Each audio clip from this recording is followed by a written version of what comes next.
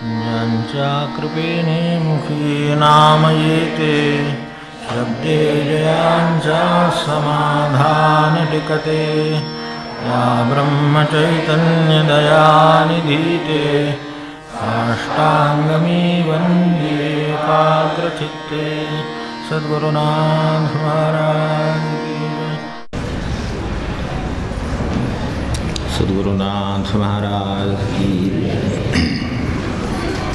ज्यांच्या कृपेने मुखी नाम येते, शब्दे जयांच्या समाधान टिकते.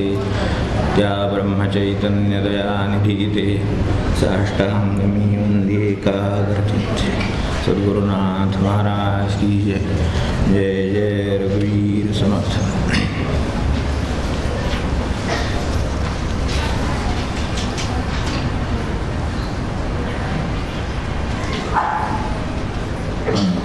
जे महाराजांना अभिप्रेत आहे ते नाम घेऊ, मग आपण त्याचा थोडा अभ्यास जो करतो, त्यात आपण आत्तापर्यंतच्या निरूपणामधून उपासनेचा विषय अभ्यासतो आहोत. आपल्याला कल्पना आहे त्यामध्ये सर्व गोष्टींची काही उजळणी मी करीत नाही, आता आवश्यकता नाही. पण एक नक्की की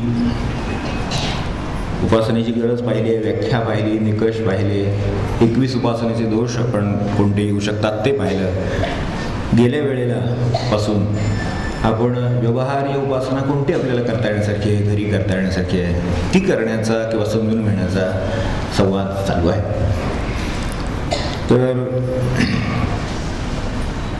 आपण सर्वांना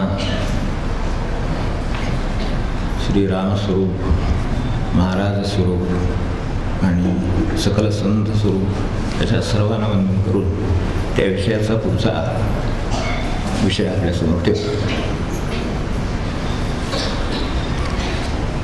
महाराजांची एक व्याख्या आपण घेतली आहे अभ्यासासाठी की उपास्याच्या निकट राहणं म्हणजे उपासना. जे आपलं उपास्य आहे, आपण इथे उदाहरणासाठी महाराज आपण आपल्या गुरूंचं घ्या, रामाचं घ्या, आपल्याला जे वाटतं ते घ्या, त्याच्या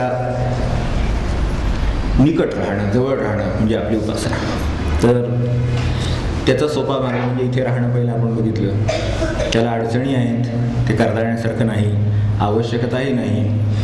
गडावर गेलं गडावरच राहावं लागेल, गोंधळात गेलं गोंधळच राहावं लागेल, त्याच्याशिवाय निकट कसे राहणार, तर असं होण्याची शक्यता आहे. तर तसं करण्याची काही आवश्यकता नाही, कारण तिथं राहण्यात खरं सांगायचं तर फायदे आहेत. आपण प्रवचन वाचता आपल्या डोळ्यासमोर असेल, तिथं राहण्याचे काही फायदे आहेत म्हणून ते सांगितलेले आहे, साधनसुद्धा सांगितलेले आहे.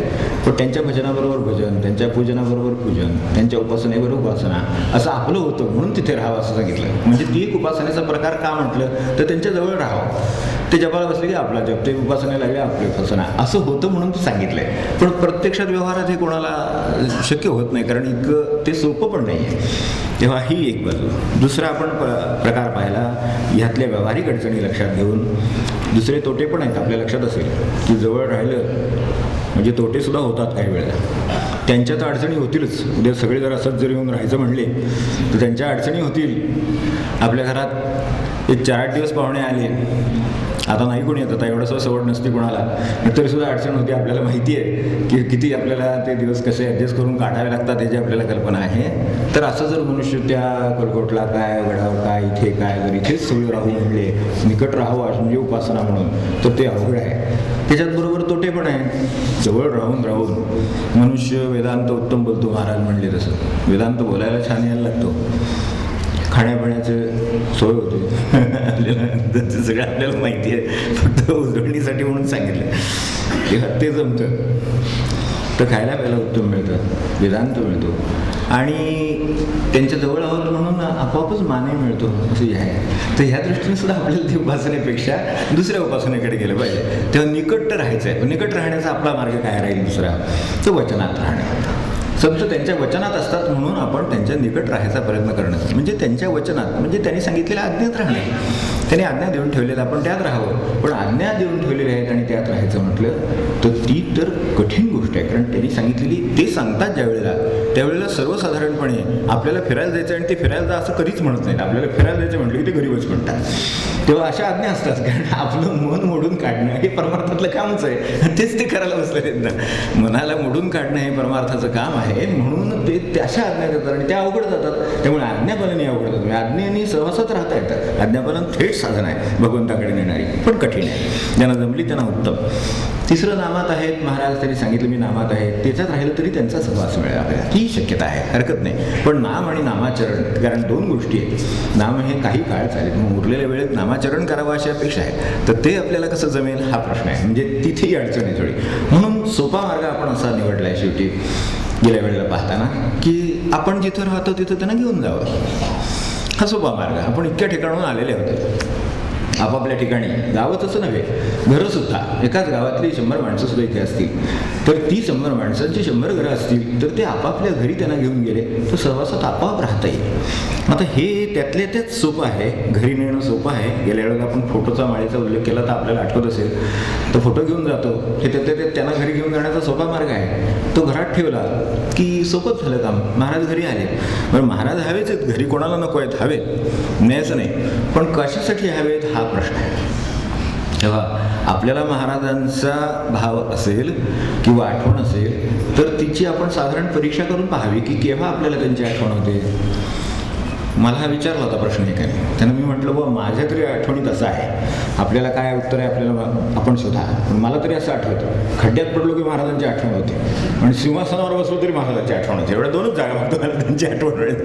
त्यांच्या सहवास आठवण सगळं केव्हा खड्ड्यात पडलो की महाराज ते फार जोरात. म्हणजे अर्थभाव वगैरे काय वेगळं सांगायची गरजच नाही, ते सगळं जमतं बरोबर. आणि समजा सिंहासन वाट्याला आलं, आपल्या वाट्याला कसलं सिंहासन यायचं, घरातली 4 माणसं आपलं ऐकायला लागली म्हणजे आपलं सिंहासन वाटायचं सारे भाषा बरोबर आहे. आपल्या वाट्याला कुठली सिंहासन यायची, पण ठीक आहे तेवढी तरी सत्ता, कारण ते सुद्धा कोण ऐकते अलीकडे आपल्याला माहिती आहे. तर त्यामुळे तेवढी सत्ता आली तरी खूप झालं. मग असं समजा झालं तरी महाराजांची आठवण होते. बघा महाराजांची काय कृपा सगळी माझं ऐकते, ठीक आहे. त्यावेळेला ती सुद्धा राहण्याची शक्यता कमी आहे. आठवण माझ्याच तसं आहे म्हणून लोक ऐकतात अशी वाटण्याची शक्यता काय सांगता येते. तेव्हा इथे जर सिंहासन असेल तर माणसाला कदाचित आठवण येण्याची शक्यता आहे, थोडीशी कदाचित आहे. सहज म्हणत नाही त्याला, कदाचित थोडीशी.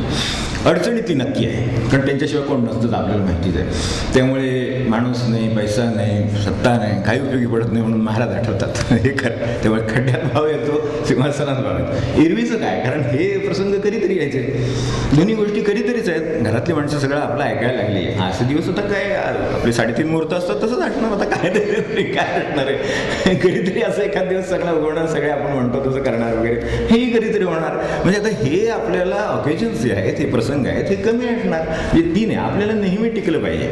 त्यामुळे आपल्याला जे महाराज पाहिजे ते कशासाठी पाहिजे त्याचा थोडासा आपण उलगडा करून घेतला तर बरा. घरी हवे, पण घरी कशासाठी हवेत, माझ्या अडीअडचणींसाठी हवे, त्या निवारण करण्यासाठी हवेत. लग्न होत नाही मला तो व्हावं म्हणून हवे, नोकरी लागत नाही लागावी म्हणून हवेत, हो की नाही. आपल्याला कशाला हवेत, घरी हवे, पण घरात बसून त्यांनी हे सगळी कामं केली पाहिजेत. आता हे म्हणणं धाडसंच आहे, पण तरी सुद्धा आपल्या मनात तसंच असतं. मुलबाळ नाही आहे, सुनेला तर बाबा मुलबाळ व्हावं, आपल्या प्रपंच पुढे चाललं, ते तेवढंच ते, याच्यापेक्षा काही नाही. तर काय असतं तर साधारण हे आहे, आजारपण असतं समजा, एखादं व्याधी असली काही तर ती दूर व्हावी. महाराज घरी येत ना, मग तरी दूर करा असं वाटतं. बरोबर आहे, आईला हाक मारावी हा मुलाचा हक्क आहे, त्याबद्दल प्रश्न नाही. पण मुलाने कधीतरी मोठं व्हावं असं गेलं वाटणं आई यायची चूक नाही. बरोबर आहे की नाही. त्यामुळे तसा विचार केला तर आपल्याला जी गरज आहे ती अशा स्वरूपाची आहे. आता काय असतं, अनेकांच्या संकटांचं स्वरूप वेगळं असेल. अडीअडचणी असतील तर ते एखादी कोर्ट कचेरी असेल, आणखीन काय असेल, मुलाबाळांचे प्रश्न असतील, काय संकट असतील आलेली, निंदा असेल, काय वाटायला आलं असेल ते त्यातून महाराजांनी सोडावं म्हणून महाराज पाहिजेत. आता ते जर त्यांनी सोडवलं त्याचा अर्थ आपलं एक काम आहे आणि ते महाराजांनी केलं. आता एक काम संपल्यावर आपलं दुसरं काम हजरच असतं, आपल्याला माहितीच आहे. प्रपंचातली कामं कधी संपलीत तेव्हा. त्यामुळे ते झालं की दुसरं, तिसरं, चौथं. म्हणजे हे महाराजांना घरी नेणं म्हणजे आता उपासना होईल का, अगदी साध्या भाषेत सांगू का, म्हणजे आपल्याला पटण्यासारखं असेल तर, की महाराजांना नोकरीत ठेवण्यासारखं आहे आपल्या. हे पटतंय का बघा, महाराज त्यावेळेस आपलं ऐकून घेतील. काय खरं होतंय हे आपल्या लक्षात येतं ना या निमित्ताने. म्हणून माझी काय कामं आहेत ती महाराजांनी करावी, माझी कामं करण्यासाठीच लोक ठेवलेले असतात. तशा पद्धतीचं हे काम झालं. म्हणजे त्यांना घरी नेणं म्हणजे असे काही त्यांना घरी नेऊन उपासना थोडीच होणार, त्यांनी जर आपली कामं करत बसायची ठरवली तर. त्यामुळे ती उपासनेचं हे नाही, ते महाराजांना नोकरीत ठेवण्यासारखं पाप आहे असं मी म्हणेन. गुरुची कामं आपण करावी तशी खरी अपेक्षा आहे, गुरुनी म्हणावं आणि आपण ते पाळावं अशी अपेक्षा आहे, हे खरी उपासना आहे. तर तिथं गुरुनाच आपली कामं करायला लावणं म्हणजे मग हे पापच झालं की आपल्या भाषेमध्ये. म्हणजे ही उपासना नाही होणार, या अर्थाने उपासना नको.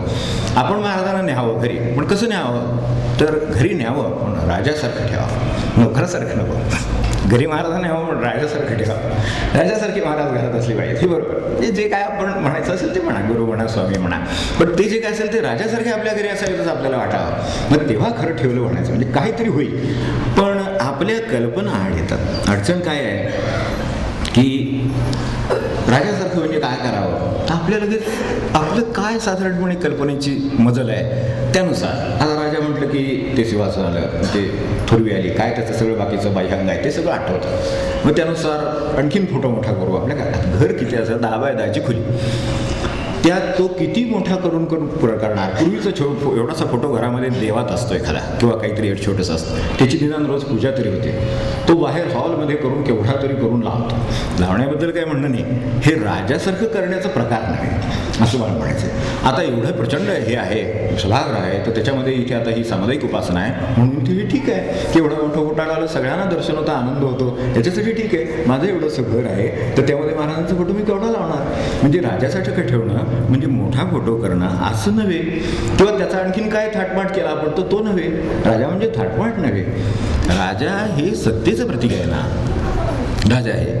तर अशा थाटमाटाने ते येणार नाही, सत्ता कुठून आणायची की नाही. राजाचं तर आपल्याला नाटकात सुद्धा राजा असतो, पण तो खरा नाही आपल्याला माहिती असतं. तसं हे बाह्यांगाचं खरं नाही. उपासनेत सुद्धा महाराजांनी सांगितलं नाही का आपल्याला, की आपल्याला उपासनेमध्ये बाह्यांग वाढवू नये, तुळशीपत्र घातलं तरी पुरतं असं महाराज म्हणले. इतकं आपल्याला जिथं माहिती आहे, आपल्याला वचन डोळ्यासमोर आहे. तर असं असेल तर महाराजांना राजासारखं ठेवणं म्हणजे काय, तर ते अशा बाह्यांगाने ठेवणं म्हणजे राजेपण किंवा उपासनाचा भाग नाही आहे, पण मर्यादित आहे. खरं राजेपण हे नाही. आपण त्यांना राजासारखं ठेवायचं असेल तर हे नव्हे.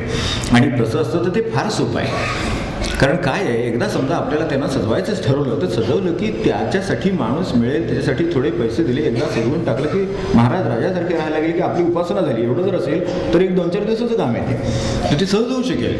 ही उपासना नाही होणार आपली. याचं कारण बाह्यांगाच्या कल्पना आहेत अजूनही, म्हणून तसं आहे. तर आता बाह्यांगाच्या कल्पनामध्ये आपल्याला आठवत असेल तर निंबर्गे महाराज होते गेल्या म्हणजे 19व्या शतकात, 1 शतक पूर्वी सत्पुरुष होते.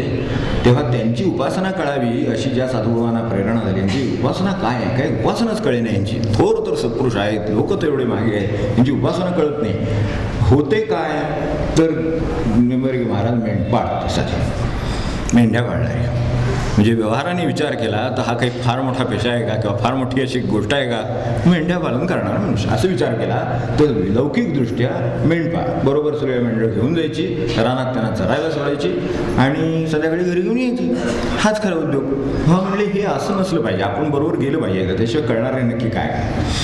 तेव्हा खरं सांगायचं ना तर सद्गुरू हे खऱ्या अर्थाने मेंढपाळच असतात. आपापल्या मेंढ्या सांभाळतात, आपल्याला माहिती आहे की नाही. कुठेही असो आपल्याला सांभाळतात, पाळतात, कसं असेल तिथे. आणि संध्याकाळ झाली की परत यावं आपण, खरं म्हणजे त्याचं नाही आलो हाकारून सुद्धा आणतात. महाराज म्हणले प्रपंचात इतकं खोल जाऊ नये की भगवंताचे हात सुद्धा पोचणार नाही, गुरुचे हात सुद्धा येणार नाही. इतकं प्रपंचात कधी खोल जाऊ नये म्हणले ना, तेच ते ती म्हणणे इतकं लांब जाऊ नये, शिष्याने इतकं लांब जाऊ नये की त्याला गुरुची हाकच पोचत नाही असं असू नये. तर ते तसंच असतं. हे फक्त मेंढपाळ म्हणजे अगदी व्यवहारानेच आहे म्हणून त्याचं आठवलं उदाहरण म्हणून सांगितलं. तर तिथेही गेली त्यांच्याबरोबर मागणं छपून लपून छपून गेले. काय यांची साधना एकदा कळल्याशिवाय यांच्याकडे पुढचं काही कळणार, रहस्य काय ते कळणार नाही म्हणून गेले. आणि त्यांच्या नकळत बाजूच्या झाडामागे लपून राहिले. काय करतात बघूया. गेले, सगळ्या मेंढ्या सोडल्या, ते दिल्या ह्याच्यात त्या रानात लावून. आणि कांबळं त्यांचा फोटो पाहिला असेल आपण, कांबळं टाकलेलं असतं नेहमी, मुंडाचं कांबळं टाकलं, कांबळं टाकलं खाली बसले ना आम्हाला. आणि ह्यांना आता काय करावं कळे ना. आता आपण इथं तर बसणं कठीण आहे. त्यांना काय वाटलं ह्यांनी बघितलं लक्ष गेलं तर काय करायचं ह्यांचं. बरं हे नावाला कसे बसतात हे माहिती नाही. हे मध्ये उठले इकडे तिकडे फिरले काय मेंढ्या बघायला गेले काय झालं तर काय करायचं म्हणून तिकडच्या जवळच्या झाडावर बसले. लिंबाचं झाड होतं त्या झाडावर जाऊन बसले. म्हणजे यांचं लक्ष द्यायला नको काय काय करतात ते कळलं पाहिजे एकदा. बसले असं मांडणी घालून ते काय हालायलाच तयार नाही. आणि 5 तास झाले 4 तास झाले 5 तास झाले 6 तास झाले तरी हालायला तयार नाही. बरोबर सकाळी चारायला म्हणतात संध्याकाळी परत न्यायचे आहेत तोपर्यंत सगळं नामच नाम. त्यामुळे ते काही थांबायला तयार नाही आहे. तेव्हा अशा वेळेला मग त्यांच्या लक्षात आलं की हे आता 2-3 तास गेल्यानंतर हळूहळू पोटात आपल्याला माहितीच आहे की आता कलकलणारच की आपल्याला सुद्धा 10ला जपाला बसलं तर 12-12:30 झाले की होतच काय व्हायचं ते तर तसं होणारच आपल्यासारखंच आहे. तर तसं त्याला व्हायला लागलं वरती ते झाडावर बसून करायचं काय. बरं झाडावरनं खाली यावं यांनी बघितलं तर पुन्हा विचारलं म्हणजे काय करायचं त्यापेक्षा वरच बसले. आणि नंतर मग हे ज्या वेळेला 7 तास गेले 8 तास गेले तेव्हा खाली उतरले आणि पुढे ते साधुबा मोठे त्यांचे शिष्य झाले आपल्याला माहिती असेल तर खाली उतरले. कारण हे उठल्याबरोबर मग खाली उतरून आले. अरे म्हटली तुम्ही कुठे होता. मी म्हणजे सकाळी तुमच्याबरोबर आलो. आणि तुम्ही होता कुठे त्या झाडावर बसला. झाडावर बसला होता इतकं वेळ. मग इतकं वेळ काय उपाशी होता की काय. नाही नाही म्हणजे उपाशी नाही. मी याचा लिंबाचा पाला खाऊन राहू शकतो म्हणजे दिवसभर. लिंबाचा पाला खाऊन राहू शकता म्हणजे साधन लिंबाचा पाला का असं ते म्हणले. लिंबाचा पाला खाऊन जर समजा परमेश्वर भेटत असता तर मग उंटाला आधी मिळाला असतं म्हणजे सगळ्या काय सत्पुरुष हे मुद्द्यावर बोट ठेवतात त्यातल्या. तेव्हा ते त्याच्यावर अवलंबून नाही आहे बाह्यांगाचं साधन नाही आहे. तर तसं असतं तर उंटाला पहिल्यांदा मिळाला असता. आणि जर नुसताच जर फ्लेक्सवाला किंवा ह्याच्यात जर अवलंबून असतं ते मोठं करण्यावर जर अवलंबून असतं तर मला वाटतं फ्लेक्सवाल्यांना पहिल्यांदा सगळ्यात पहिलं उपासना त्यांची घडली असते. सामुदायिक जागेसाठी ठीक आहे मी म्हणतो घरातल्या जागेचं बोलतो मी. आपल्याला घरची उपासना बघायची आहे तर त्याच्यावरती अवलंबून नाही. ती कशावर अवलंबून असेल ते आपल्याला बघायचं आहे. तेव्हा राजासारखं ठेवायचं. राजा ओळखला जातो किंवा त्याला आहे जे काही महत्त्व. महाराज नाही का म्हणले काशीला गाडी रोज जाते यात्रा होते का. प्रत्येक सत्पुरुषांनी ह्या गोष्टीवर बोट ठेवलेलीच आहे. आपण जाल तिथे आपल्याला ते आढळेल की काशीला रोज जाते. आपल्या आयुष्यात नाही एकदा किंवा दोनदा जायची मारामार ती रोज जाते म्हणजे काशी यात्रा होईल पुण्य ते पुण्यही आहे का ती तर त्याच्यात ते येत नाही. हे सगळं भयांगाचं आहे त्यामुळे ते येणार नाही. म्हणून राजेपण त्यांचं कशात आहे तर त्यांच्या त्या सत्तेमध्ये त्यांचं राजेपण आहे. तेव्हा ती सत्ता मानून जो चालला त्यांनी त्यांना राजासारखं ठेवलं. घरी जर ठेवायचंच असेल तर त्यांच्या सत्तेने जर माझा व्यवहार होणार असेल तर मी त्यांना घरी ठेवलं आणि मग खऱ्या अर्थाने उपासना सुरू झाली असं म्हणायला हरकत नाही. वास्तविक उपासनासुद्धा मुळात आपण करतो कशासाठी हे समजून घेतलं तर ह्या 2 गोष्टीत अजून टप्पे की एक पहिली गोष्ट म्हणजे ही आपण जी उपासना करतो ती कशासाठी करतो. संतांना ज्या आनंदाचा अनुभव या देही मिळाला त्याचा आपल्याला अनुभव याच देही मिळावा म्हणून त्यांनी जी जीवनाची ठेवण ठेवली ती आपल्या जीवनाची ठेवण करायला धडपडण्यासाठी प्रयत्न म्हणजे साधना. साध्या भाषेमध्ये संतांनी आनंदाचा अनुभव घेतलेला त्यासाठी त्यांनी जीवनाची काहीतरी ठेवण ठेवलेली आहे. त्या ठेवणीमुळे त्यांना तो मिळाला नाही तर तो मिळाला नसता. तर तसा तो त्यांना मिळाला. त्यांनी जीवनाची ठेवण ठेवली. तर तशी माझ्या जीवनाची ठेवण ठेवण्याकरता मी जे प्रयत्न करतो त्याला आपण उपासना म्हणतो किंवा त्याला आपण साधना म्हणतो. मग आता ते राजासारखे त्यांना ती कसं राजेपण आलेलं आहे ती सत्ता त्यांच्याकडे कशी आली. भगवंताचं महाराज म्हणले संतांच्या हातात शिक्का दिला. बरोबर की नामाचा शिक्का संतांच्या हातात दिलेला आहे. त्याने उठवावा आणि काम व्हावं अशी परिस्थिती आहे. भगवंत दुसऱ्या कोणाच्या हातात देत नाही संतांच्या हातात देतो. तर तसा शिक्का दिलेला आहे ना. मग ती सत्ता त्यांच्याकडे जी भगवंताची आहे ती त्यांना दिलेली आहे. अशी ती आपल्याला जर त्याप्रमाणे राहायचं असेल तर त्या शिक्क्यात लिहिलेल्या मजकुराप्रमाणे वागायला पाहिजे तर हे काम होणार. त्या शिक्क्यावर जो मजकूर लिहिला आहे त्यांची सत्ता ज्याच्यामध्ये आहे ती जर मी मानली तर मी घरामध्ये आपल्या दृष्टीने ते केलं. आणि ही खरी कर्तबगारी आहे माणसाची. माणसाच्या कर्तबगारीच्या कल्पना सुद्धा मगाशी म्हटलं तसं बाह्यांगाच्या कल्पनेसारख्या कर्तबगारीच्या कल्पना सुद्धा वेगवेगळ्या आहेत. खरी कर्तबगारी कशात आहे. महाराज म्हणलेत की खरी कर्तबगारी जन्माला येऊन भगवंत मिळवणं ही खरी कर्तबगारी. समाधान मिळवणं ही खरी कर्तबगारी आहे. आपण महाराजांची कर्तबगारीची व्याख्या बघू. आपल्या कर्तबगारीची व्याख्या कशा आहेत की माणसाने खूप पैसा मिळवला हे एक कर्तबगार माणूस आहे. सत्ता मिळवली कर्तबगार माणूस आहे. काय आपली कल्पना असेल एखादा फार मोठं ज्ञान मिळवलं तर मोठा कर्तबगार माणूस आहे असं आपण म्हणतो. व्यवहारामध्ये प्रमोशन मिळालं मोठा कुठल्या तरी लाभाचा की कर्तबगार मनुष्य असं आपण म्हणतो. आपल्या दृष्टीनं काय कर्तबगारीच्या कल्पना आहेत त्यांची कर्तबगारीची कल्पना काय आहे ही समजून घेतली तर मग या 2 गोष्टीची सांगड घालून आपल्याला पुढचं आपलं उपासनेचं काम करता येईल. तेव्हा खरी कर्तबगारी ही यात नाही. कारण का यातलं एका दिवसात इकडचं तिकडे होणार आहे. की ते ज्ञान मिळवलं, अत्यंत ज्ञानी झाला, पण क्षणभर जर समजा ते ब्लँक झालं, विद्यार्थ्यांचं होत नाही, पेपरमध्ये खूप अभ्यास केलेला असतो आणि पेपर समोर ठेवला आणि लिहायच्या वेळेला एकदम मला सुचेन असं झालं, ब्लँक झालं म्हणून. हे ब्लँक होण्याचा अनुभव अनेकांना आहे. ते एकदम ब्लँक झालं तर केलेला सगळा वर्षाचा अभ्यास त्या क्षणी काही उपयोगाचा नाही. म्हणजे हे ज्ञान आहे, सत्ता आहे, पण जाणारी आहे हो.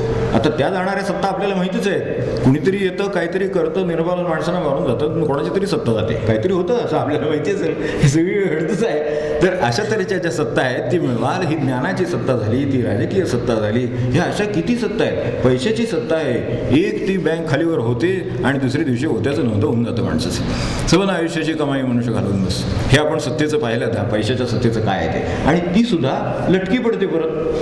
मला बरं करायचं तर पैसा हा पडतो, लटका पडतो, कारण मला त्याला औषध लागतं.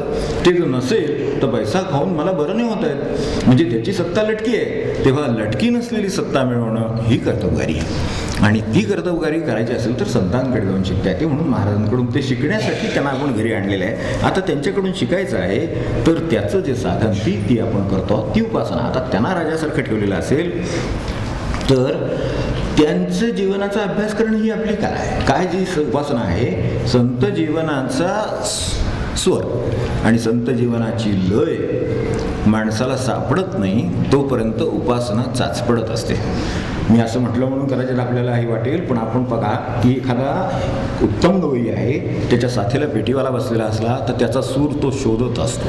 तो नाही सापडला तर साथ बरोबर नाही करतायत, चाचपडत असतो. आपण म्हणतो पेटीवाला चाचपडतोय, तर त्याला तो सूर नाही सापडत आहे, त्याची पेटी नाही सापडत आहे. तो ज्या गतीने जातोय त्या गतीने जाता नाही येत आहे, तो आणतोय ते वाजवता नाही येत आहे. म्हणजे थोडक्यात म्हणजे त्याचा स्वर आणि त्याची लय सापडली नाही. तर तशी आपल्याला संतांच्या जीवनाचा स्वर आणि त्याची लय सापडली पाहिजे, म्हणजे आपली साधनावर होईल.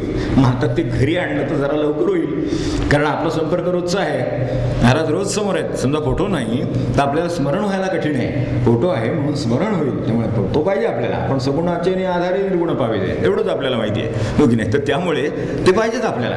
पण हे असलं तर खरी उपासना आता कशी करू, आपण काय करता येईल म्हणजे खरी उपासना होईल, हे आपल्याला बघायचं आहे. त्याच्यासाठी 3 टप्पे आहेत. त्यातला एक टप्पा आपला बघून होतोय का बघूया आपण सोप्या पद्धतीनं काय करता येईल ते. तर त्यावेळेस त्यातला पहिला टप्पा असा की महाराजांचा फोटो घरी आहे, महाराज घरी कितपत जिवंत आहेत हा प्रश्न आहे.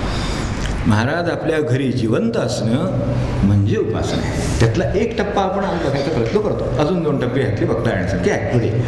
तर महाराज जिवंत असणं म्हणजे उपासना आहे, नुसतं असणं म्हणजे उपासना नाही आहे. म्हणून पाहिलं एकांच्या घरी मी गेलो होतो तर त्यांच्याकडे त्यांनी देवघरात मला ती चांदीच्या डबीत व्यवस्थित ठेवलेली माळ दाखवली. रोज पूजा करते न चुकता.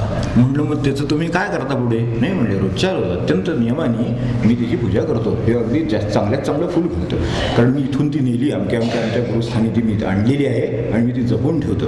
मग म्हटलं वापरत का नाही मध्ये? म्हणजे माळ शेवटी असं आहे ना, शेवटी माळ्याचं आपण ती घेतली काय उपासनेसाठी घेतली, म्हणजे काय करणार, जप करणं त्याच्यासाठी घेतली ना.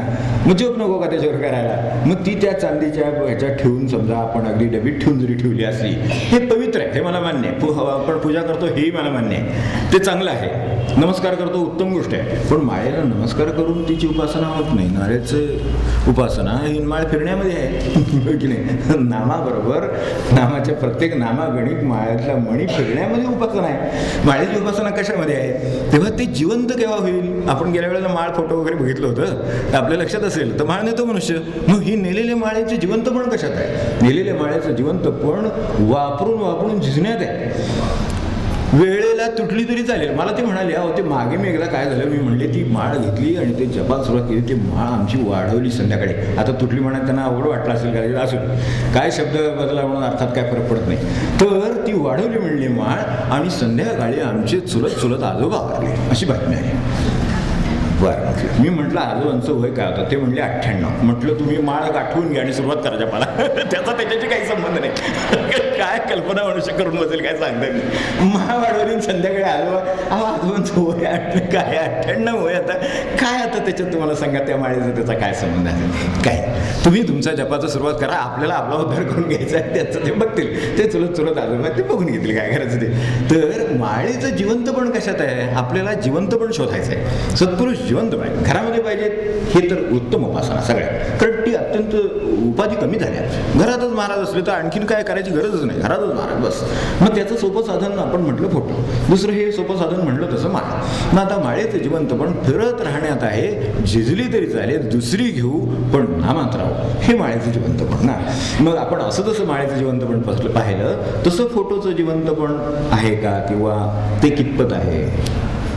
फोटो जर एखाद्या ठिकाणी लावून ठेवला, आपल्याला माहिती असेल की एका विशिष्ट भिंतीवर समजा फोटो लावला तर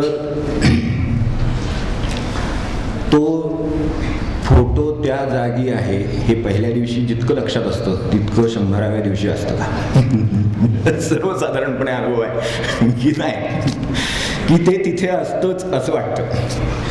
तिथे ते आहेच, गृहीत धरूनच मनुष्य चाललाय. त्याला जे जिवंतपण पहिल्या दिवशी तो ठेवल्यानंतर जे आहे त्याचं लक्ष आहे, त्याला स्मरण होत आहे, त्यामुळे महाराजांची आठवण होते, हे जे सगळं जिवंतपण त्याला आहे ते दुसऱ्या दिवशी कमी झालं, तिसऱ्या दिवशी त्याच्यापेक्षा कमी, त्याच्यापेक्षा चौथ्या असं होत जातं. तर मग आता ते आहेत, पण आपल्या घरामध्ये निदान लक्ष गेलं तर लक्ष जाणं म्हणजे एखादं दिवा लावलेला आहे, आपण पणती लावलेली आहे तर त्याच्यात तेल घालण्यासारखं आहे. ते जर नसेल तर पणती विझेल. मग महाराजांकडे माझं लक्ष नसेल तर पणती विझेल, फोटो राहील पण पणती विझेल. म्हणजे महाराज विझलेले राहतील, जिवंत नाही राहणार. ती माळ जशी विझलेली आहे त्याचा वापरच नाही आहे तर ती विझलेली आहे एका अर्थाने. तर तसं हे विझलेलं राहील, आपल्याला विझलेलं नको आहे, आपल्याला जिवंत पाहिजे. महाराज स्वतः भेटले तेव्हा त्या मुलांनी नाही का सांगितलं की माझं सार्थक झालं आयुष्याचं, पण म्हणले तुला मी जिवंत हवा ना, मग तू नाम घे, कारण माझे प्राण त्या नामात आहेत.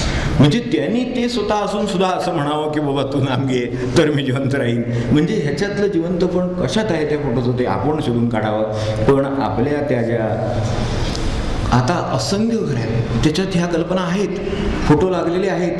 हजारो लाखो घरं असतील की ज्याच्या घरी महाराजांचा फोटो आहे, पण तो जिवंत किती घरी आहे हे आपण सहज मी 4 प्रश्न आपल्यासमोर ठेवतो, त्याच्यावरनं आपण बघा की तो उपासना या अर्थाने कितपत जिवंत आहे. एकाने फोटो लावला होता भिंतीवर, तर भिंतीच्या मध्य सोडून कडेला लावला होता, मध्यावर नव्हता, कारण का हॉल होता, हॉलच्या ह्याच्यावर होता. तर घरातल्या आपला 10 बाय 10ची खोली, हॉल म्हणजे काय 10 बाय 10च्या खोलीत सुद्धा जरा बाजूला लावला होता. त्याचं कारण विचारलं मी त्यांना, तर ते काय म्हणले की तिथं जरा भिंतीचा रंग गेला असं तर लावायचं तर तिथे लावू. आता जर त्या भिंतीला चीर गेली म्हणून जर महाराजांचा फोटो मी तिथे लावलेला असेल तर ते माझ्या दृष्टीने ती उपासना नाही, चीर भरून काढा. नसेल तर ती तशी राहील, ती सुधारणा करा. पण मला महाराज मध्यवर्ती पाहिजेत, म्हणजे माझ्या घरात राजा मध्यवर्तीच बसेल, तर मध्यवर्तीच पाहिजेत. म्हणजे माझ्या जीवनात त्यांना कोणतं स्थान द्यायचं आहे याची कल्पना यायची पाहिजे, म्हणून मध्यवर्ती पाहिजे. प्रत्येकाला घरात सेंट्रल पोझिशन हवी असते की नाही, प्रत्येकाला घरात मध्यवर्ती स्थान हवं असतं की नाही, प्रत्येकाला असं वाटतं की माझ्या भोवती घर फिरावं, अगदी अक्षरशः की माझ्या भोवती घर फिरावं असं वाटतं ना. मग तेच ते जर मध्यवर्ती राहिले तर होणार, तर मग असं करून ते जिवंत राहील का? आता मला सांगा, कालच्या ताटात म्हणजे काय आता उदाहरण देऊ आपल्याला, पण कालच्या ताटात मनुष्य घासल्याशिवाय सुद्धा जीवित नाही, बरोबर आहे. आपला व्यवहारातला तरी अनुभव असेल, कालचं ताट आहे जेवले तर आपण ते घासून घेतल्याशिवाय आजचं जेवणार नाही, संध्याकाळचं म्हणा, अगदी उद्याचं म्हणा, काय असेल ते जे दुसऱ्यांदा जेवायला घेताना ताट घासून घेईल, राहिलं असलं तर नंतर घासेल, ठीक आहे. पण मला सांगा, देवाची जी उपकरणी आहेत, देवाची जी तांब्या भांडं आहे, काय तामण आहे, ते रोजच्या रोज किती ठिकाणी घासलं जात असेल.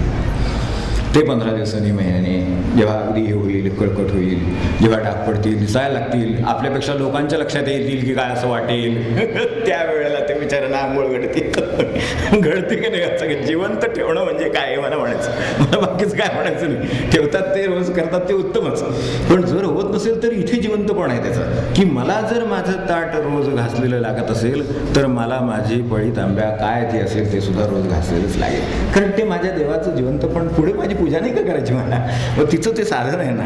मग त्यासाठी ते आपल्याला इकडे महिन्यातून एकदा घासले तरी खूप झालं म्हणायची वेळ येते.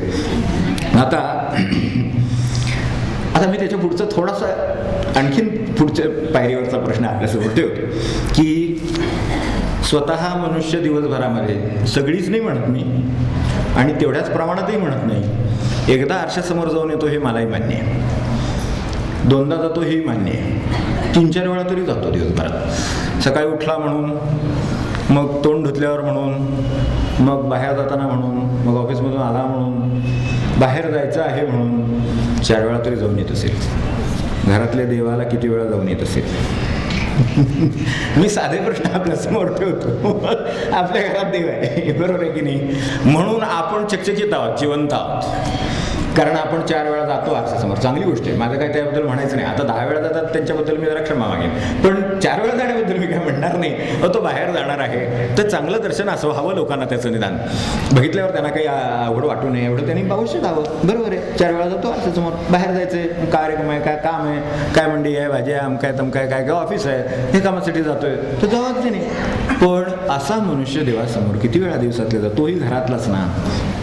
देव म्हणजे खरा आरसा, खरं सांगायचं तर. महाराज म्हणले ना, रामाकडे पाहिल्यावर आपले अवगुण आपल्याला दिसतील. म्हणजे काय? आपला अंतरंग आपल्याला दिसेल. त्या रामाच्या ठिकाणी जिवंत पण आहे, त्याच्यात माझा अंतरंग मला दिसेल, माझे दोष मला दिसतील. मग मला त्याची गरज एकदा बघून भागेल का? तसं असतं तर दोष राहिलेच नसते आत्तापर्यंत. जर माझं तसं असतं, एकदा दोष पाहिले आणि काम झालं असं असतं, तर माझ्या ठिकाणी दोषच राहिले नसते. ते ज्या अर्थी राहतात त्या अर्थी मला जसं आरशासमोर 4 वेळा जावं लागतं, तसं मला माझ्या देवाला सुद्धा, म्हणजे महाराजांना सुद्धा दिवसातनं 4 वेळा गेलं पाहिजे. पण देवाला जाण्याचीच कल्पना मुळी बाहेर जाण्याची आहे. घरातले मला एक वेळ म्हणाले, मला आश्चर्य वाटतं. मी म्हटलं मी आलो 1-5 मिनिटात देवाला जाऊन. त्यांना वाटलं देवाला जाऊन येतो म्हणजे हे आता परत आता केव्हा येतात कोणाटो. म्हटलं तसं नाही, आलो मी 2 मिनिटात. घरातल्या देवाला जाऊन आलो. आपल्या घरामध्ये तरी देवाला घरातल्या जाऊन येतात का नाही मला माहिती नाही, पण मला तरी असं वाटतं की आपल्या घरातल्या देवाला सुद्धा जाऊन यावं. एकदा त्याची पूजा झाली की आपला आणि उद्या सकाळीच देवाचा संबंध येणार असं जर असलं तर देव जिवंत कसा राहायचं मला सांगा. अहो बॅटरी सुद्धा उतरते 4 तासांनी ना. मला सांगा की आपल्याकडेची साधी बॅटरी अगदी एव्हर रेडी कुठली असू द्या, पण ती सुद्धा सेल खाली येतो ना शेवटी. आपण तो काय मोबाईल परत ते काय जुन्याचे डबे अलीकडे सारखे मोबाईल झालेले तर ते लावतो ना आपण त्याच्या कुठे ते, आणि ते आपल्याला रिचार्ज करावं लागतं ना. मग आपण आपल्या तो घरचा जो देव आहे त्याला आपण का जाऊ नये मध्ये आधी? काय आपल्याला काही विचित्रपणा करू नये, नाही तर काहीतरी लोक मंत्रचळी म्हणतील आपल्याला, तसं नको. पण आपल्याला ज्या वेळेला असं वाटतं की माझ्या अंतरंगातला देव थोडासा कमी व्हायला लागलाय, विजत चाललाय, आपल्याला बीप होतच की कधीतरी. लोभ फार वाटायला लागला, मत्सर फार वाटायला लागला, म्हणजे बीप व्हायला लागला, देव आपल्यातला कमी व्हायला लागला, विझायला लागले, तर आपल्याला जायची गरज आहे. मग एकदा जाऊन घरात जाऊन पुन्हा एकदा महाराजांचं दर्शन घेऊन यावं. महाराज असं होत आहे, ठीक आहे. किंवा नसेल होत तर आनंद असेल तर तो सांगण्यासाठी जावं. काय अशासाठी जावं तशासाठी थोडंच आहे. पण त्यांच्याकडे गेलो तर ते जितक्या वेळा मी पाहीन तितक्या वेळा त्यांचं जिवंतपणात मी भर घालीन. इतक्या वेळा दर्शन घेईन तेवढ्या वेळा जिवंतपणात भर घालीन. महाराजांच्या रामाच्या डोळ्यातनं पाणी येऊ शकतं इतकं त्यांनी त्याच्यात ओतलेलं आहे. उपास्य देवतामध्ये उपासक जेवढी उपासना करेल तेवढा जिवंतपणा येतो असं महाराज म्हणायचे ना. म्हणून त्यांच्या रामाला महत्व आहे ना, त्यांच्या रामाला जिवंतपण आहे ना, ते महाराजांनी ओतलेलं आहे त्यांच्या उपासनेने. म्हणजे त्यांच्या त्या दृष्टीने, त्यांच्या दर्शन घेण्याने, त्यांच्या उपासनेने ते जिवंत केलेलं आहे. तर माझ्या घरातल्या फोटोचं किंवा माझ्या घरातल्या देवांचं जिवंतपण कशावर अवलंबून आहे? मला ज्या वेळेला हे लक्षात येईल आणि ते मी जिवंत करीन त्यावेळेला. तेव्हा जिवंत करणं म्हणजे आपण महाराजांना फोटो काय जिवंत करणार हाही प्रश्न आहे. शब्दार्थाने जाऊ नये. महाराज असं म्हणलेले आहेत, महाराजांचं वचन म्हणून सांगतो, उदाहरणाने आधाराने सांगतो की संतांना जिवंत ठेवणं आपल्या हाती आहे असं महाराज म्हणलेत ना. हे आश्चर्यकारक वचन आहे. मग पहिल्यांदा वाचलं तेव्हा मला जरा धक्का बसला की संतांना जिवंत ठेवणं आपल्या हातात आहे. हे कसं काय? संत तर आपल्या सत्तेने जिवंत असतात. आणि उलटे दुसऱ्या बाजूला म्हणले संत कधी जो मरत नाही, कधी मरत नाही तोच संत म्हणले, हे दुसऱ्या बाजूला. आणि इकडं आपल्या बाजूला म्हणले त्यांना जिवंत ठेवणं आपल्या हाती आहे. म्हणजे आम्ही त्यांना जिवंत ठेवणार ह्याचा शब्दार्थ नाही आहे. मी त्यांना जीवन देत नाही, मी त्यांना जी उपासना देतो, जे मन देतो, जे भाव देतो, त्यांनी ते जिवंत होतात. तेव्हा माझे भाव महाराजांना किती देणार त्यावेळी ते किती जिवंत होणार का अवलंबून आहे. असं लक्षात ठेवलं तरी चालेल. मग ती उपासना होणार माझी घरची. त्यांना जिवंत ठेवणं ही घरची उपासना आहे. नाही तर महाराज विजलेले आहे. महाराजांना सांगितलं तर ऐकलं गेलं नाही असं होणारच नाही. पण महाराज जिवंत असले तर ती मेणबत्ती प्रकाश देईल. मेणबत्ती म्हणजे आपलं ते पण ती प्रकाश देईल, पण त्यात तेल घातलेलं असेल आणि ती चालू असेल तर प्रकाश तर अवश्य देईल. बरं, एखाद्या ठिणगीत सुद्धा ते काम आहे, एखाद्या साध्या ज्योतीत काम आहे. दीपकळिका धाकुटी आहे ना आपल्या ज्ञानेश्वरीमध्ये, तर तशी ती सद्भुती ठेकुटी म्हणू नये. तशी आपली एवढीशी जरी ती ज्योत असेल आपलं घर एवढंच आहे, त्याच्यामध्ये एवढीसे महाराजांचा फोटो असेल, एवढंसं ते हे असेल, स्वरूप असेल, पण ते जे काही आहे ते जिवंत असणं जास्त महत्त्वाचं आहे. अग्नी केवढा आहे हे महत्त्वाचं नाही आहे. निखारा असेल, एखादी ठिणगी असेल, नाहीतर मोठा जाळ असेल, प्रदीप्त अग्नी असतो. काहींच्या ठिकाणी उपासना एवढी चाललेली असते की घरामध्ये अग्नी प्रदीप्त आहे, तेव्हा हा असा अग्नी प्रदीप्त असेल. तो कदाचित मेणबत्ती आपल्या ह्याच्यात पण ती एवढा प्रकाश देणार असेल, पण पणतीत जर तेल घातलेलं असेल तर ते तसं असेल. ते नुसत्या उपचाराने होणार नाही, ते माझ्या भावाने होणार, माझ्या मनापासून केलेल्या गोष्टीमुळे होणार. तर हे मी किती वेळा काय करणार ह्यातलं. आपल्याला व्यवहाराची संगड घालायची नाही असं नाही की माणसाने व्यवहाराची संगड म्हणून दरवेळेला आपलं देवघरात गेलाय, दरवेळेला आपलं महाराज जाता येता जातोय असं आपल्याला अपेक्षित नाही. जिथं कुठं आपल्याला असं वाटतं की विस्मरण व्हायला लागलेलं आहे तिथं जा. एखाद्याला स्मरण 4 तास टिकेल, तो 4 तासांनी जाईल. ज्याला 6 तास टिकेल 6 तासांनी जाईल. त्याचं 12 तास टिकतंय, तो आणखीन मोठा साधक आहे. उत्तम गोष्ट आहे की त्याला 12 तास महाराजांचं स्मरण राहिले. व्यवहार करताना आपले व्यवहार करताना जे काय करणार ते स्वयंपाक पाणी ऑफिस काय आपलं जे काय काम वाटायला असेल ते सगळं करताना त्याला महाराजांचं स्मरण राहत आहे, तर ते जितका काळ राहते तितका काळ त्याला काही जायची जरूर नाही. चार्ज झालेली बॅटरी कशाला चार्जिंगला लावेल मनुष्य, पण उतरलेली बॅटरी लावावीच लागते. तर तशी आपली किती वेळाने उतरेल, ज्याने ठरावा जेवढ्या वेळाने उतरेल तेवढ्या वेळा जावं, म्हणजे हे त्याचं प्रमाण राहील. जिवंत राहण्याचं प्रमाण काय. पण अडचण काय आहे माहिती का, एक साधी पूजा पहा. घरामध्ये 5-6 माणसं आहेत समजा. आता एवढी मोठी घरं सुद्धा हे मोठंच घर म्हणावं लागेल आजच्या काळात. अगदी 2-3च माणसं आहेत, 5-6 माणसं आहेत आपण गृहीत सर्वसाधारण घर आहे. आई वडील मुलगा सून मुलं, 5-6 माणसांचं घर आहे. प्रत्येकाला भूक लागते, प्रत्येकजण जेवतो, बरोबर. एवढे क्षणभर विचार म्हणून करून ठेवतो आपल्यासमोर, अगदी व्यवहारातला विचार आहे म्हणून ठेवतो. प्रत्येकाला भूक लागते, प्रत्येकजण जेवतो. प्रत्येकाला तहान लागते, प्रत्येकजण पाणी पितो. गरज आहे त्याची, मान्य आहे. प्रत्येकाला काही ना काहीतरी आजार झाला तर प्रत्येकजण औषध घेतो, हेही खरं आहे. प्रत्येकाला देवाचं विस्मरण होतं. स्मरण कोणी करावं? प्रत्येकानेच करावं. पूजेनी माणसाला प्रसन्नता मिळते. आपल्याकडे अप्रसन्नता आहे तर पूजा कोणी करावी? घरातल्या एकाने करावी. खरं आपण पाय विचार करून की घरातली किती जण पूजा करणारे असतात. घरोघरी मला बघा तुम्ही की घरातली 2 माणसं वगैरे काय पूजा करत नाहीत. म्हणजे करावी असं पण माझं म्हणणं नाही, मला त्याच्या पुढचं म्हणायचं आहे की घरात पूजेचं काम कोणाकडे तरी सोपवलेलं असतं. मुळातच ते एक काम आहे. मुळात आमचं काय त्याच्यात हृदय नाहीच आहे, आमचं अंतःकरण नाहीच आहे. ते मुळात सोपवलेलं काम आहे, ते त्याच्यावर सोपवलेलं आहे, तर तो करतोय.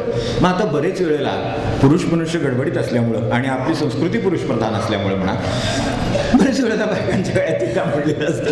ते सगळा स्वयंपाक पाणी करून यांना जेवायला काय ते सगळी त्यांची व्यवस्था डबा बिबा सगळं झालं की बिचारे ते सगळे देवाचे, मग ते देवाच्या मागे मग ते सगळं करणार, व्यवस्थित पूजा करणार, आरती करणार, फुलं घालणार, नमस्कार करणार, आपला जेव पसंत तो करणार. आणि माऊली कधीतरी 1 वाजता नाही तर 1:30 वाजता जेवण. मला सांगा, देव काय तिचा आहे? देवाची गरज फक्त तिलाच आहे का? असं नाही, देवाची गरज मला पण आहे. म्हणून काय करावं? सकाळी उठून प्रत्येकाने पूजा करावी काय? सांगड व्यवहाराची महाराजांनी कधी सोडलेली नाही आहे, हे बरोबर आहे. अव्यवहार्य परमार्थ महाराजांकडे नाही, व्यवहार्य परमार्थ आहे. गरज प्रत्येकाला आहे ना, मग तिने पूजा करून एकट्याने भागवली तर चालते. ते आपलं जसं एखाद्या ह्याच्यात सार्वजनिक आपलं ती पहिली हे घालायचं विसर्जन की पुढचे फुलं काढली की गाडची गणेश आहे ना, केशवाय ना सुरू परत, तसं नाही. ते देव कुडकुडून जाईल, हो की नाही. आता 20-20 वेळा पूजा घालायला त्याच्यात तो कुडकुडणार शेवटी देव. तसं आपल्याला नको आहे, आपल्याला देवाला कुडकुडायचं. त्याला आनंदाने एकदा अंघोळ घातली, छान मस्त तो आनंदात बसलेला आहे, फुलं बिलं लिहून आणि आनंदामध्ये आहे, त्याला तसाच बसू द्यावा. आपली गरज पूजा म्हणजे काय, आपली कल्पना आहे. काय होतं की यातले आत्मे हरवतात आणि त्याचे बाह्यांग राहतात. तसं पूजा ही आपली दैनंदिन देवाची भेट घेण्याचं एक निमित्त आहे. रोज देवाची भेट व्हावी याच्यासाठी ते निमित्त आहे. तेव्हा ते पूजेच्या निमित्ताने देव भेटतो. मग तो एकट्यालाच कसा भेटून चालेल? प्रत्येकाला देवाची म्हणजे आनंदाची गरज नाही का? मग प्रत्येकाला तो भेटायला नको का? मग प्रत्येकाने पूजा करणं हा व्यवहार आहे का? नाही. मग आपल्याला सावध झालं पाहिजे तिथे की त्याच्या ठिकाणी भेटणं ही जर भावना आहे तर ह्यातला प्रत्येक मनुष्य पूजा नाही केली तरी देवाला भेटू शकतो ना. असं कुठं देवाला काही त्रास होतो त्यामुळे की एकट्याने पूजा केली नंतर बाकीच्याने जाऊन नमस्कार केला तर काय बिघडणार आहे? पण मला सांगा, घरोघरी एक मनुष्य पूजा करतो, बाकीचे जाऊन नमस्कार तरी करतील का, करतात का? आपण क्षणभर विचार करून बघा. करत असतील ते जाते, मला मान्य आहे. पण जे करत नसतील तिथे विचार करण्याची गरज आहे की पूजा काय होतं मी ते काय, हे तर सोडाच. पण उलट घरातली, म्हणजे आता कोणाला म्हणत नाही बरं का, असं आपण काही कोणी समजू नका, पण घरातलाच मनुष्य म्हणतो काय ते तुझी पूजा झाली की मला काय ते सांग, म्हणजे जेवायला वाटायला जेवायला आलं. तुझी काय ती पूजा झाली की मला हाक मार, मग आपण जेवायला बसूया.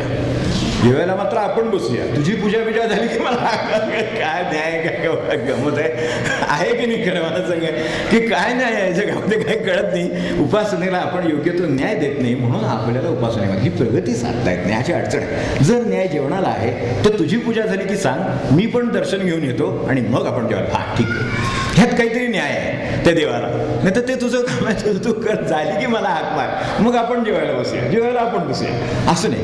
मग पूजा झाली तर ती ठीक आहे, तुमच्या एकमेकांच्यात काही तडजोडीनं ठरलं असेल त्यांनी करावी. आता ह्यांनी करू नये असं आहे का?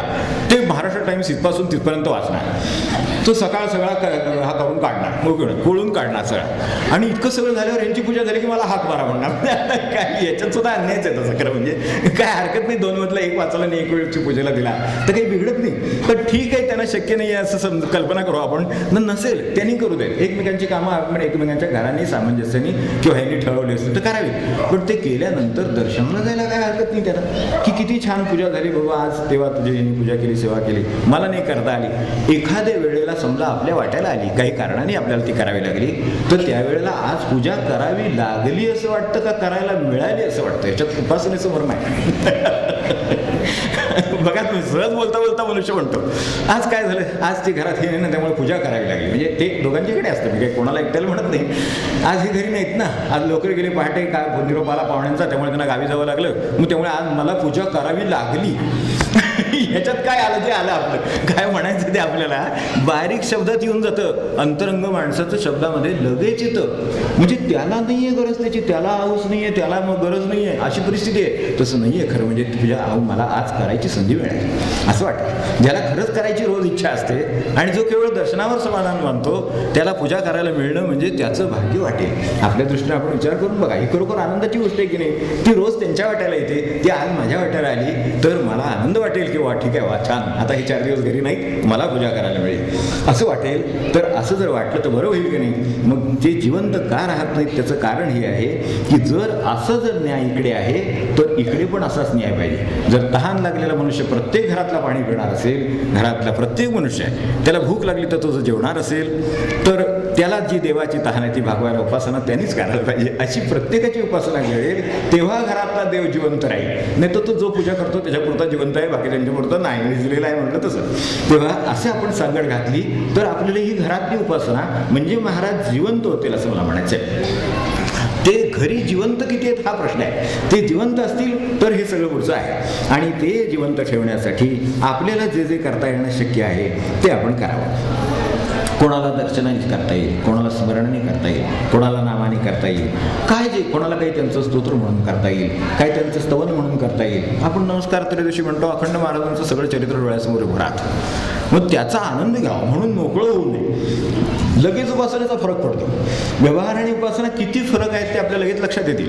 व्यवहारही असावे, पण ते जे म्हणतो आहे त्याच्यामध्ये महाराजांच्या चरित्राचं जर मला जर दर्शन होत असेल, सगळं जर स्मरण होत असेल, तर अगदी समाधीपर्यंत येऊन आपल्याला खरोखर शेवटचे अगदी ज्या वेळेला तो श्लोक म्हणाल त्यावेळेला आपल्या समाधीचं चित्र डोळ्यासमोर येईल एवढं होऊ शकतं. मग आणखीन वेगळी पूजा करायची काही गरज आहे असं नाही, फुल घालायची काही गरज आहे असं नाही. मी ते म्हणेन महाराजांच्या सगळ्या चरित्रातून त्यांनी केलेल्या अनंत उपकारांचं कार्याचं स्मरण होईल आणि आनंद होईल चित्ताला. आणि साधन नमस्कार त्रयोदशीच माझी पूजा होईल.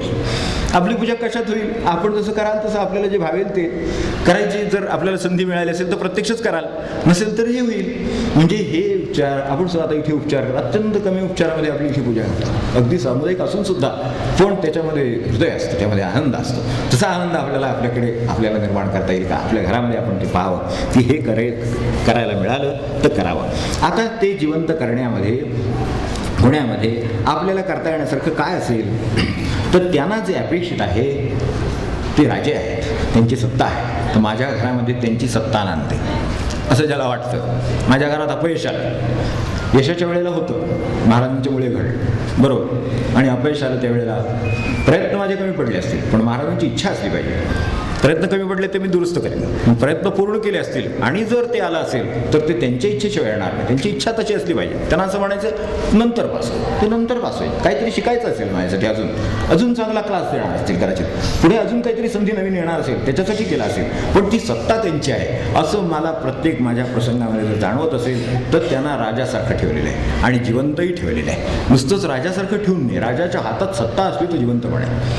आपल्या घरातली सत्ता महाराजांच्या हातात आहे का याच्यावर अवलंबून आहे. महाराज जिवंत केव्हा आहेत? त्यांच्या हातात सत्ता असेल तर आपल्या घरातली सत्ता त्यांच्या हातात दिली तर. म्हणून महाराज नेहमी म्हणायचे आपल्या कर्तृत्वाने आपण प्रपंच करतो, रामावर सोपून तर बघा म्हणा, तुमच्या कल्पनेपेक्षा प्रपंच चांगला करेल.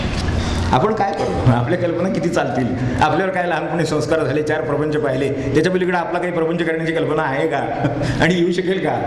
जे मुळातच माझ्याकडे नाही ते कसं निर्माण करता येईल मला? 4 लोकांचे प्रपंच पाहून मी माझा प्रपंच ठरवणार, असं झाला म्हणजे चांगला, असं झालं म्हणजे चांगलं. एवढंच ना सगळं. शेवटी तो रामाच्या हातात द्या, त्याच्या निर्णयाने चाला, म्हणजे मग लक्षात येईल की तुम्ही जे तुमच्या जे कल्पनेत नव्हतं ते सुद्धा रामाने घडवून आणलेले. तुम्ही किती करा, कल्पनेच्या पलीकडे तर काही करणार नाही. मनुष्याची कल्पना शक्तीच्या पलीकडे चालतच नाही काम, पण रामाला काय तुमच्या कल्पनाशक्तीचं बंधन आहे, त्याच्या पलीकडचं तो काम करून देईल. म्हणून हे एक करता येईल आपल्याला की आपल्या त्यांना अपेक्षित असलेल्या वागण्याने ते संत जिवंत होतात. म्हणतात हा शब्दशः अर्थ नाही. बायको एक नवीन घरी लग्न होऊन आली अशी गोष्ट सांगतात. मी ऐकली आहे की नवीन लग्न होऊन आहे, 2 दिवसांनी आपलं त्यांनी घरी निरोप दिला की बाबा हिला काय म्हटलं की ते बाबाने मला तसं शिकवले म्हणते. ते काय गो हे असं? ते म्हणले ते आले बाबा भेटायला. बाबा आता गेली नुकतीच सासरीन, 2 दिवसात काय तक्रार आहे म्हणून भेटाय. तर ते म्हणले तुम्ही काय संस्कार केला त्याच्यावर, असं काय झालेले? म्हणले मला तर माझे तर हाल होते. म्हणले काय बाबा तुमचे हाल झाले, काय त्रास झाला तुम्हाला? नाही म्हणले मी तर तिला सांगितलं की नवऱ्याला देवासारखं बाबा. तू म्हणले मग यात काय वाईट आहे? अहो वाईट काय म्हणले, ती माझ्यासमोर ताट ठेवते आणि घेऊन जाते देवासारखं. आपलं पौराणिकांची गोष्ट आहे, लक्षात ठेवायला हरकत नाही. ते म्हणले आता हे it is taken by word and not by spirit. बरोबर आहे की नाही? स्पिरिट काय सांगण्यामागचा भावार्थ काय? भावार्थ आहे की त्यांना देवासारखा आदर द्या. तो नाही कळला, देवासारखं वा ठेवलं ताट, नमस्कार देव देव घरी. अहो त्याच्या पोटाचे हाल त्याला विचारणं काय करावं त्यांनी? तू काकुळलेलं शेवटी विचारणारच सासऱ्यांना काय बाबा तुम्ही वळण लावले, काय नक्की सांगितलं, काय उपदेश काय केलाय? तेव्हा हे असं चांगल्या उपदेशाचं असं होईल जर आपण त्याचा भावार्थ नाही लक्षात घेतला तर. आता जिवंतपण कशात जिवंतपण आहे तर आपल्या वर्तनामध्ये जिवंतपण आहे. म्हणून दुसरं साधन आपला स्वतःचा स्वभाव किंवा आपल्या वर्तनाचा विचार, म्हणजे थोडीशी आत्मजिज्ञासा, आपल्याकडे स्वतःकडे पाहणं. आरशात तर मनुष्य स्वतःकडे पाहतोच ना, तसं आतल्याकडे कधी पाहणार? काय चुकतंय, काय बरोबर आहे हे कधी बघणार? ते जे बघेल ते त्याच्याकडून उपासना होईल. आता मी हे पदरचं म्हणतो का तर नाही, महाराज असं म्हणालेले आहेत. म्हणजे आपलं ठेवूया बाजूला क्षणभर. तर अशी जिज्ञासा स्वतः आपण कशी आहोत त्याची बाळगण्याची गरज आहे किंवा नाही असं आपण बघूया. आपल्याला प्रमाण महाराज ठीक आहे, तर महाराज काय म्हणालेले आहेत की जो मीच बरोबर आहे असं म्हणेल तो कधी सुधारत नाही. जो बारीक असतं म्हणण्याचं व्यवस्थित असतं. मीच बरोबर आहे असं म्हणून तो सुधारत नाही. म्हणजे ते सुधारायची संधी केव्हा आहे? ज्या वेळेला माझं बरोबर आहे की नाही याची निदान शहानिशा करायला तरी महाराजांकडे जातो, बघतो, विचारतो, मग महाराज बरोबर आहे का मला असं वाटतं. महाराजांचे चरित्र आपला एन्सायक्लोपीडियाला बाबा म्हणायचं तसे त्यांचे चरित्र आहे, वचन आहे, प्रवचन आहे, काय असेल ते त्यात त्यांनी काय वागा म्हणून सांगितलेलं आहे तर ते माझा आदर्श हे आहे. मग त्यानुसार मला ते माझं हे बरोबर आहे का म्हणून माझे स्वतःचं निदान मला बघावं तरी लागेल की माझा आजचा स्वभाव बरोबर नाही. महाराज म्हणाले आजचं जर माझा स्वभाव असतात बरोबर तर मी मुक्त झालो असतो. आजचा माझा स्वभावात काहीतरी दोष आहे म्हणून मी अजून बद्ध आहे, अजून माझं मन हेलकावे घेतं ना, निराशा येते ना, कधीतरी वर जातं कधीतरी खाली येतं, ते हेलकावेसारखे बसतायत ना, अजूनही कुठेतरी दुःख होतं ना, कधीतरी मनाविरुद्ध आपल्याला ते प्रसंग झाला की आपल्याला शांत राहता येत नाही, अशांतता येते ना, म्हणजे ह्याचाच अर्थ माझा अजून स्वभाव बरोबर नाही आहे हे नक्की. तो काय बरोबर नाही ते महाराजांना विचारून बघायचं आणि त्याप्रमाणे पुढे चालायचं. त्यामुळं त्यांना अभिप्रेत आहे ते जर आपल्याला करायचं असेल तर आपण कसे आहोत हे लक्षात आलं पाहिजे. फॉल्ट लक्षात आल्याशिवाय गाडी काय दुरुस्त करेल मनुष्य मला सांगणार. कुठे फॉल्ट आहे लक्षात आलेलं नाही तर तो ठोकठोक काय जरी हातोडा तरी घेतला तरी गाडी दुरुस्त होणार नाही. त्याला जर कळलं की हे बाबा हे कुठल्या इंजिनमध्ये आहे, हा फॉल्ट हा वायरमध्ये आहे, हे अमक्या कनेक्शनमध्ये आहे, असं जर कळलं तर होईल. म्हणून ते कळणं म्हणजे आपल्या स्वभावाची आपण परीक्षा करणं. तर आपल्या स्वभावाची परीक्षा आपल्या जवळची माणसं फार चांगली करतात, आपल्या माहितीसाठी सांगून ठेवतो, त्यांना माहिती असतं, त्यांना विचारलं तरी चालेल. मी अजिबात रागीट नाही असं आपल्याला वाटतंच की नाही. पण जवळच्यांना वाटतं का असं विचारावं. म्हणजे कळतं. मग आता मला ते आवडलं पाहिजे, कारण महाराजांना ते जवळच्याला माहिती असतं बरोबर यांच्यासमोर काय बोलायची सोय आहे, असं आपण म्हणतातच की मागे असं त्यांच्यासमोर म्हणजे हे याचाच अर्थ आपला स्वभाव खरा कसा आहे ते त्यांना बरोबर माहिती आहे. मग त्यांना विचारावं. आपले महाराज की घरातले ते, त्यामुळे आपण त्यांना विचारलं तरी चालेल. चालते बोलते महाराज आहेत लगेच सांगतील आपल्याला, म्हणजे कोण जे असेल ते. दोघांनाही ते लागू आहे तर, किंवा काय मुलगा असला तरी लागू आहे, सून असलीच लागू आहे, सासूबाई असल्या तरी लागू आहे, जे असेल ते त्यांच्याकडून आपल्याला हे कळू शकतं. आता ह्याला आड काय येतं का? आपल्या वेळेमध्ये आपल्याला ही उपासनेचा जिवंतपणाचा भाग संपायचा आहे, तर त्यासाठी त्याला काय आड येतं का? तर त्याला आपल्याला असं वाटतं की त्याला माझी परिस्थिती अशी आहे, माझा अमुकच तसं आहे, तसं आहे, घरातच माणसं अशी आहेत वगैरे. काहीही परिस्थिती आड येत नाही असं महाराजांचं म्हणणं आहे. महाराजांचं म्हणणं असं आहे की हे काम करायला कुठलीही परिस्थिती, कोणत्याही ठिकाणी असलेल्या माणसाची आणि कोणतीही परिस्थिती, एखादा म्हणेल मला बुद्धिमत्ता नाही, एखादा म्हणेल माझी माणसं बरोबर नाहीत, एखादा म्हणेल माझ्याकडे पैशाची अनुकूलता नाही, एखादा म्हणेल हे घरच असं नाही, ते असंच आहे, असं हे जे काय वाटतं आपल्याला, मी ह्या ठिकाणी राहतो म्हणून तसं होतं, ही परिस्थिती झाली. ही परिस्थिती आड येते का? त्याला पुन्हा महाराजांचं वचन काय आहे किंवा म्हणणं काय आहे? तर परिस्थिती कधीच आड येत नाही. महाराजांचं शब्द जर आपल्याला आपल्यासमोर असेलच, पण मी आपलं सांगतो की महाराज म्हणले परिस्थिती राखेसारखी आहे, फुंकली की परमात्मा आहे खाली. की नाही? आपल्याला हे पटतं की परिस्थिती राखेसारखी आहे. आता अडचण एवढीच की फुंकर मारली पाहिजे. ती कशाची असणार? आपल्या अभ्यासाची असणार, सत्संगाची असणार, विवेकाची असणार, काय कसली फुंकर मारायची ते आपण ठरवा. सत्संगाच्या फुंकरीनं सुद्धा मनुष्याला परमात्मा जागा होतो. आपल्याला माहिती आहे की एखाद्या सद्विचाराने किंवा एखाद्या विवेकाच्या विचाराने सुद्धा, विवेकाने सुद्धा माणसाच्या ठिकाणची ही राख उचलली जाते आणि माणसाला परमात्म्याचं दर्शन होतं. तो अग्नी आहे खाली, तो बसलेलाच आहे तिथे, ते परमात्मा स्वरूप आहे, फक्त राखेने झाकलं गेलेलं आहे. तर माझ्या स्वभावावर अशी कोणती राख जमा झालेली आहे? परिस्थिती असेल, ठीक आहे, ती परिस्थितीवरची राख आहे ती परिस्थिती, म्हणजे त्याच्या खाली काहीतरी परमात्मा आहे, तो आपल्याला सापडेल का? त्याच्यासाठी मला काय करता येईल? तर ती राख फुंकली पाहिजे. त्यात आत अग्नी आत्माराम, तो जिवंत आहे, तो नक्की आपल्याला साथ देणार आहे. तर परिस्थिती फुंकण्याची थोडीशी गरज आहे, परिस्थिती घालवायची काही गरज नाही. परिस्थिती असू द्या तशीच, पण ती राखेसारखी आहे. वर जरा फुंकून पाहिली तर परमात्मा दिसेल. आपल्या घरातल्या किंवा बाहेरच्या माणसांच्यातला सुद्धा परमात्मा आपल्याला जरूर दिसतो, फक्त जरा बघणे. महाराजांना सगळ्या ठिकाणी महाराज म्हणायचे की मी त्या माणसातलं सोनं बघून वागलो, माती बघून नाही वागलो. प्रत्येक माणसाच्या ठिकाणी ती माती असणारच, देह आहे, माती आहे, पण त्याच्यात सोन्याचा कण आहे, तो कण बघून मी वागलो, त्या कणाकडे बघून वागलं म्हणून प्रत्येकात सोनं सापडलं महाराजांना. ठीक आहे, मनुष्य एरवी रागीट असेल, मनुष्य एरवी आहे असेल, चुकणारा असेल, सगळं असेल, पण महाराजांना बरोबर काय आहे त्याच्यातलं तेवढं त्यांनी हुडकून घेतलेलं आहे आणि त्याचा आपल्याकडे वापर करून घेतला आहे. त्याचा आधार घेऊन त्याला परमात्म्याकडे जायला सांगितलं आहे. त्याच्यातला जो गुण आहे, जो सद्गुण, प्रत्येकाच्या ठिकाणी असंच गुण नाही असा माणूस नाही, त्याच्या ठिकाणी काहीतरी असेल. हा ठीक आहे, कदाचित मगाशी म्हणलं तसं कदाचित राखेने हे झालं असेल, पण थोडीशी फुंकर घातली सत्पुरुषांनी सत्संगाने तर येतं, त्याच्या ठिकाणचं चांगलं पण वर येतं आणि ते आलं की होतं काम. तर असं होऊ शकेल, मग ही फुंकर घालायचं काम आपण करावं, म्हणजे ही परिस्थितीतला परमात्मा आपल्याला दिसेल आणि मग आपल्याला हे जिवंतपणा आणता येईल. तर हे आपण जे म्हटलं सुरुवातीला की घरी नाही आपण त्यांना घेऊन जाऊ महाराजांना, ही एक चांगली उपासना आहे. म्हणजे आपोआपच आपण उपासनेमध्ये राहू, कारण आपल्या उपास्याच्या जवळ राहणं म्हणजे आपली उपासना आहे ना. मग तशी उपासना करायची म्हणजे महाराजांना घरी घेऊन गेलो. आता दुसऱ्या बाजूने क्षणभर विचार करा की महाराजांना घरी घेऊन जायची तरी गरज खरं आहे का? फोटो नेला, पण तो आठवण देण्यासाठी नेला. त्यांना घरी द्यायची गरज आहे का? राम आपल्याबरोबर आपल्याला न्यावा लागतो का? नाही लागत. राम सरळ रिता ठाव तया विणं कोठे रिता ठाव नाही ना.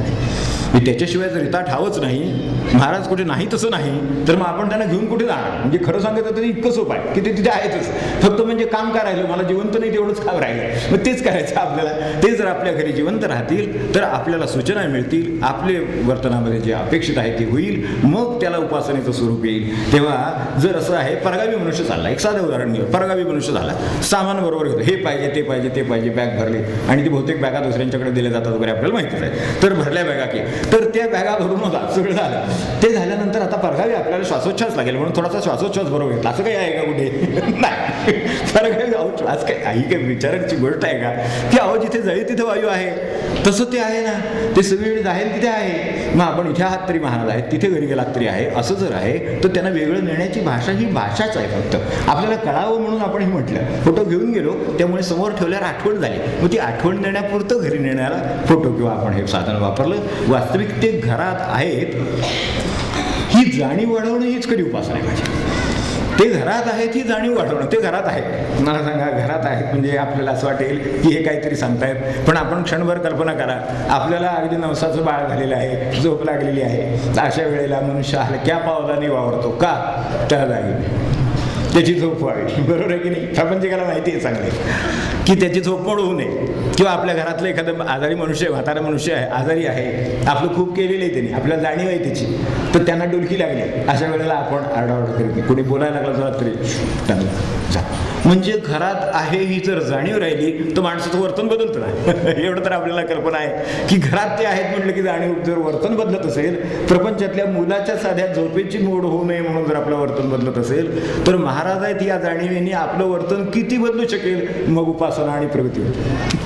उपासना आणि प्रगती होणार का नाही होणार? जे एक साधं मूल आहे ते मला जर शांत बसायला लावू शकतं, एक साधं मूल झोपलेलं आहे ते शांत बसायला लावतं मला, कशामुळे? तर केवळ एवढं माझ्या मनात येतं की त्याची झोप पडू नये म्हणून जो बेल सुद्धा ऑफ करून ठेवतो. मी बघितलं अनेकदा की लहान बाळ आहे आणि झोपलेले पाळण्यात, तर त्याला ती बेल वाजली की ते उठेल म्हणून बेल सुद्धा घराची बंद करून ठेवतात. आपण बघतो फोन काढून ठेवतो मनुष्य की नको, रिंग वाजली उठलं तर काय करायचं, त्याची झोप मोड होईल.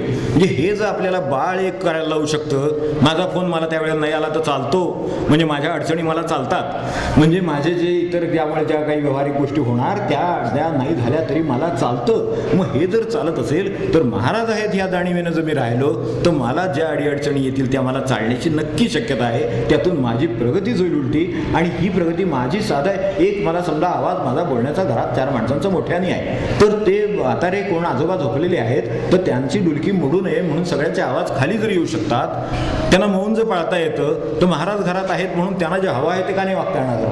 वागता येईल. फक्त एवढंच आहे की ते घरात आहेत ही जाणीव जिवंत राहावी. मग काय आहे, महाराज घरात आहे ही जाणीव जर जिवंत असेल तर कोर्ट कचेरी नाही करता येत, मला स्वतःला नाही करता येत, भांडता येत नाही, इस्टेटसाठी भांडता येत नाही, वायफळ गप्पा मारायच्या सुद्धा मारता येत नाही, कारण महाराज घरात जिवंत आहेत. ते म्हणते कशाला वेळ घालवतो हा, त्याच्यापेक्षा नामी, असं म्हणतील की नाही. महाराज घरात जिवंत आहेत ना, आता ते जिवंत नसल्यामुळे आपलं चालतंय, हो काही तुम्ही गप्पा मारला तरी चालतं 2 तास, कारण महाराजांना काही कळत नाही, मला नाहीच तिथे असं वाटतं. पण ते जर जिवंत आहेत ही जर भावना झाली तर माणसाला वाटेल, अरे त्यांना काय वाटेल, मी आता 2 तास इथं बसून गप्पा मारतोय आणि ते जपाला माझा वेळ पुरत नाही म्हणतो, तर हे त्यांना चालेल का? त्यांना दिसतंय ना मी हे गप्पा मारल्यात, हे जर त्यांना दिसतंय तर मला हे करून चालणार नाही असं माणसाच्या मनात येतं की नाही. मग ते करता येणार नाही. द्वेष कोणाचा करता येईल का? महाराजांना मंजूर नाही, द्वेष नाही करता येणार. मत्सर करता येईल का कोणाचा? नाही करता येणार. म्हणजे किती गोष्टी आपल्याला या अशा होतील की महाराज घरात आहेत ते जिवंत आहेत, नुसते घरात नाही तर फोटो असतात म्हणून सांगितलं, विजलेले नाहीत, आपल्याला प्रदीप्त पाहिजेत, जागे पाहिजेत. तर जागे असतील ह्याची जाणीव असेल तर हे सगळं आपोआप. कर्तव्य टाळता येईल का? नाही. आपल्याला लोभ बाळगता येईल का? नाही. महाराजांना निर्लोभ वृत्ती आवडते, ज्यांना लोभ आवडत नाही. अपेक्षा धरता येईल का कोणाकडून? नाही धरता येणार. माझं मी काम केलं, त्याचं त्यांनी करावं नाही तर नाही करावं. किती मोकळा झाला जीव, त्याचं दुःख आहे सगळं ना. आज मी एवढं केलं पण हे ना काही त्याची जाणीव नाही, झालं की बसला दुःखात, असंच काम चाललंय ना आपलं सगळं. मग मला सांगा, त्यांना महाराजांना असा अभिप्राय आहे का? नाही, तुम्ही तुमचं कर्तव्य करा, त्याला काय करायचं त्याला करू द्या, त्याचं कर्म त्याच्याबरोबर, तुमचं तुमच्याबरोबर आहे, ते तुम्हाला तारणार, ते तुम्हाला अनुभव देईल, ते तुमचं समाधान देईल. हे जर ते करतायत तर असंच आपल्यालाही ते जागे आहेत आणि जिवंत आहेत असं एकदा बाळगलं की ते जिवंत होतं. म्हणून महाराजांनी राम जिवंत केला म्हणून त्याच्या डोळ्यातून पाणी येऊ शकतं.